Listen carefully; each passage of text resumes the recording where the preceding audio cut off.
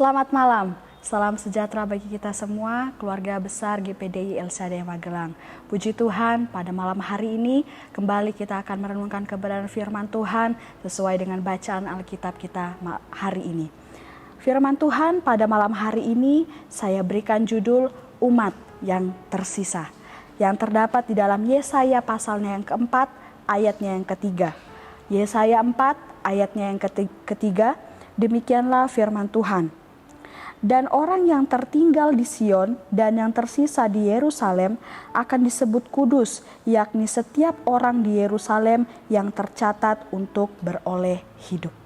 Puji Tuhan. Kalau kita melihat dalam perikop ini, dalam bacaan Yesaya pasal yang keempat ini, dalam perikop ini semua menunjuk kepada Mesias, yaitu Tuhan Yesus Kristus yang kita sembah.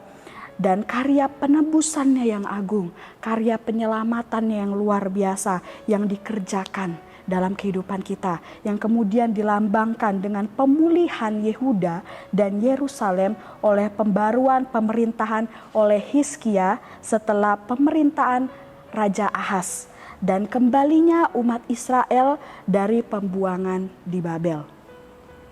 Perikop ini mengacu kepada saat ketika Kristus akan memerintah di atas sisa umatnya dan memelihara mereka dengan perhatian dan kasih sayang yang begitu besar. Tentunya kita sebagai umat-umat yang percaya kepada Tuhan rindu menjadi umat itu, umat yang akan diperhatikan oleh Allah, umat yang akan dipimpin oleh Kristus, umat yang akan dilimpahkan kasih yang luar biasa daripada Kristus. Dan pada malam hari ini kita akan melihat siapakah sisa umat itu yang akan dipimpin oleh Kristus dan dipeliharanya dengan perhatian dan kasih sayang yang besar.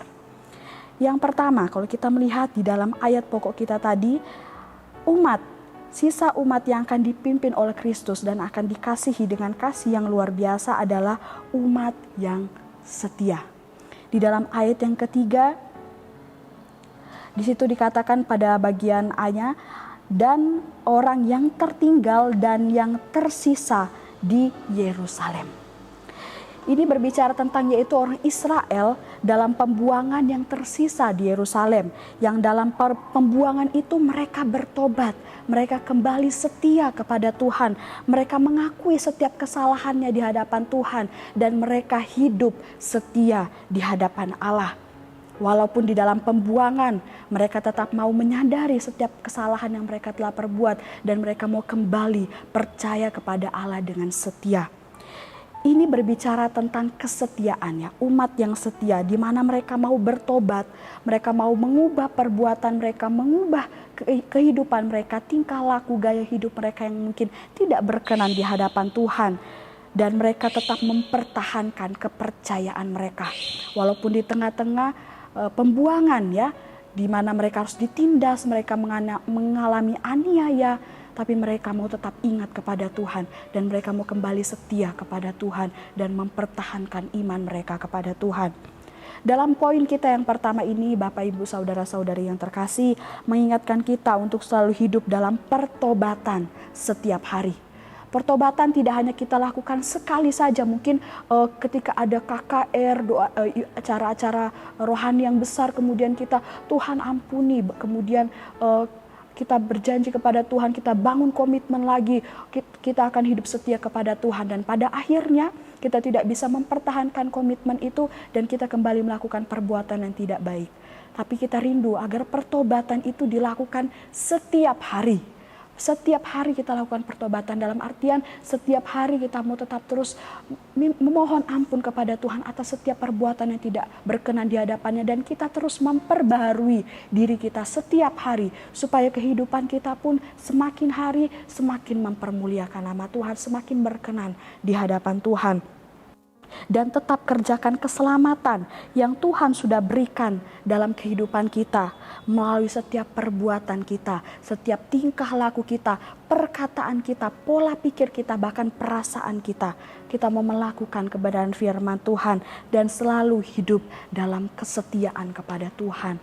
setia berdoa, setia beribadah, setia memuji, memuliakan, menyembah Tuhan, setia merenungkan kebenaran firman Tuhan, dan tetap memegang teguh iman kepercayaan kita. Seperti bangsa Israel yang ada dalam pembuangan, yang mengalami aniaya, mengalami siksaan. Saat ini pun kita sedang berada di dalam masa-masa yang sukar. Mari kita mau tetap terus mempertahankan iman kita kepada Tuhan. Tetap percaya, tetap mengakui Tuhan bahwa Yesus adalah satu-satunya Allah, Juru Selamat dalam setiap kehidupan kita. Kemudian umat yang kedua yang dipimpin oleh Roh Kudus dan dipeliharanya dengan perhatian dan kasih sayang yang besar adalah, kembali di dalam ayat yang ketiga bagian B, yaitu adalah umat yang kudus. Umat yang kudus. Di dalam lanjutan ayat yang ketiga, akan disebut kudus, yakni setiap orang yang tercatat untuk beroleh hidup apabila Tuhan telah membersihkan kekotoran Putri Sion dan menghapuskan segala noda darah Yerusalem dari tengah-tengahnya dengan roh yang mengadili dan yang membakar. Kita melihat di sini berbicara tentang umat yang kudus, yaitu umat yang mereka selamat dari hukuman, ya. Kenapa mereka selamat dari hukuman? Karena mereka hidup benar di hadapan Tuhan, karena mereka hidup kudus, hidup suci di hadapan Tuhan. Oleh sebab itu mereka terlepas dari hukuman, selamat dari hukuman. Inilah umat yang dikatakan sebagai umat yang kudus. Dengan kata lain, mereka dipisahkan dari dunia yang penuh dosa, dibersihkan dari segala macam perbuatan yang tidak berkenan di hadapan Tuhan, dibersihkan dari segala macam pencemaran dengan darah Kristus. Mereka disucikan, dibersihkan dengan darah Kristus, ya, melalui pengorbanan Tuhan Yesus yang luar biasa di kayu salib, yang menebus setiap dosa-dosa kita dan membersihkan semua perbuatan kita, kehidupan kita yang kotor, yang tidak berkenan di hadapan Tuhan, telah dibersihkan dan disucikan oleh darah Kristus dan dibaharui oleh kuasa Roh Kudus. Oleh sebab itu, mari kita mau menjadi umat yang kudus di hadapan Tuhan, karena sesungguhnya darah Kristus yang berkuasa sudah membersihkan setiap kehidupan kita. Bahkan kuasa Roh Kudus yang sudah diberikan oleh Tuhan Yesus telah memperbarui kehidupan kita. Dan dari poin yang kedua ini, kita mendapat pesan untuk selalu hidup benar di hadapan Tuhan, sesuai dengan kebenaran firman Tuhan, sesuai dengan kehendaknya Bapa, sehingga kita dipisahkan dari segala bentuk-bentuk dosa. Kita dipisahkan dari dunia yang penuh dosa ini. Meskipun dunia yang kita tempati saat ini memang penuh dengan segala kejahatan, penuh dengan segala kekurangan. Tetapi kita sebagai umat yang percaya kepada Tuhan, kita harus bisa tampil beda. Kita harus bisa memiliki kehidupan yang tidak sama dengan orang dunia. Karena apa? Karena kita adalah umat-umatnya Tuhan, umat ketebusan Tuhan yang sudah disucikan dan dibersihkan dengan darah Tuhan Yesus. Dan jangan lupa, mari kita mau selalu minta kepada Tuhan supaya Roh Kudus itu memenuhi kehidupan kita. Supaya setiap hari kehidupan kita diperbaharui, kehidupan kita dibawa untuk semakin hidup, berjalan sesuai dengan kehendaknya Tuhan. Itulah fungsi Roh Kudus dalam kehidupan kita, memimpin kehidupan kita untuk selalu berada di dalam kebenaran, untuk selalu berada di dalam kekudusan. Oleh sebab itu mari terus minta kuasa Roh Kudus memenuhi kehidupan kita, membawa kita menjadi umat-umat yang kudus di hadapan Allah. Saat kita bersama terus bertumbuh menjadi umat yang setia dan umat yang kudus di hadapan Tuhan, maka kemuliaan Tuhan itulah yang akan menaungi, melingkupi setiap kehidupan kita sebagai umat-umatnya. Kita melihat di dalam ayatnya yang ke-5 sampai ayatnya yang ke-6.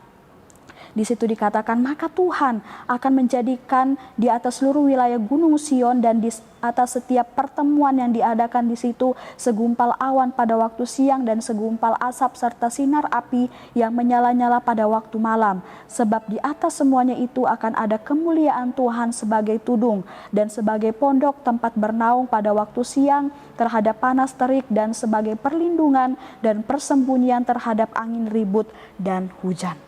Ya, dari ayat ini ada beberapa hal yang akan Tuhan nyatakan dalam kehidupan kita, umat yang setia dan umat yang kudus di hadapan. Yang pertama, ada penjagaan dan penyertaan di dalam ayat yang ke-5.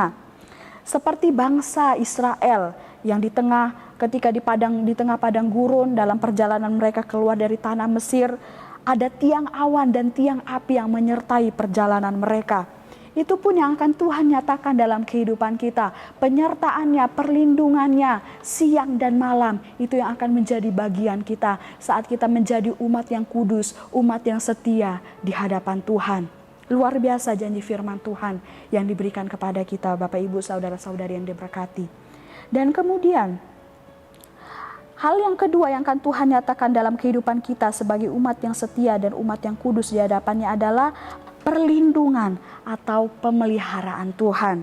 Ya, kalau kita melihat dalam ayat firman Tuhan ini, kemuliaan Tuhanlah yang akan menaungi setiap kehidupan kita dan yang akan memelihara kehidupan kita setiap hari. Walaupun di tengah-tengah pergumulan sekalipun, di tengah-tengah masa yang sukar, kita yakin dan percaya bahwa firman Tuhan ini akan digenapi dalam kehidupan kita ketika kita menjadi umat yang setia dan umat yang kudus di hadapan Tuhan.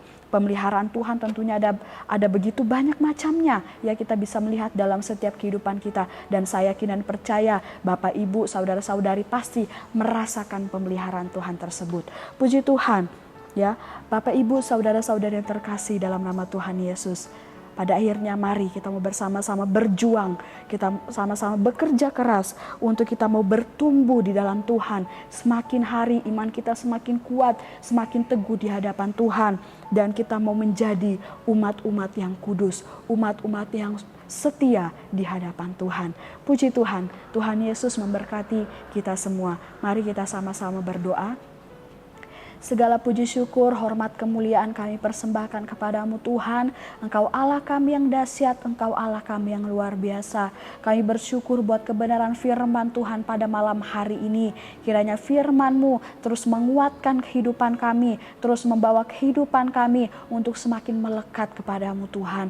Terima kasih Yesus, Engkau berkati seluruh sidang jemaat Tuhan yang ada. Kami yakin dan percaya Tuhan yang akan memelihara setiap kehidupan jemaat-jemaat Tuhan dengan sempurna. Bahkan di sepanjang malam hari ini dalam peristirahatan kami, Tuhan yang melindungi, Tuhan yang menjagai kami semua. Terima kasih Yesus, terima kasih Bapa, kami bersyukur dalam nama Tuhan Yesus Kristus. Haleluya. Amin.